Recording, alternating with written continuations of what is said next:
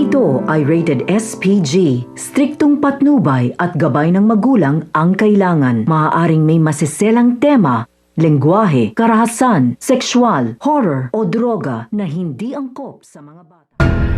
Nagkaroon nga ng halaga at kahulugan ng pagkawala nga nito nila Mang Marsing at Teresita nang dahil na nga rin sa nasabi naman at naisiwalat nga nila ang mga anomalyang ginagawa nga ng mga Guerrero. Kaya naman dahil dito ay sirang-sira na nga ang pamilya Guerrero sa mga tao dahil na nga rin sa nalaman na nga nila ang mga ginawa nitong panloloko at pangiigot sa kanila at ang bandarayang ginawa nga nila upang manalo at matalo itong si Tanggol. Sa kabilang banda naman nga, hindi matatapos ang araw na ito na kung saan itong si Mauro ay sinundan nito nila Lucio dahil nakukutuban na nga nila na isa nga itong kalaban na kung saan nga ay habang sinasabi na nga nito ni Mauro na meron nga siyang matinding ebidensya laban sa mga Guerrero ay bigla na nga lang silang pinaulanan nga ng mga Red Phoenix ng bala ng baril. Kaya naman to the rescue nga sila Ponggay at si Tanggol at nagtulungan nga sila upang protektahan ang pamilya ni Ponggay.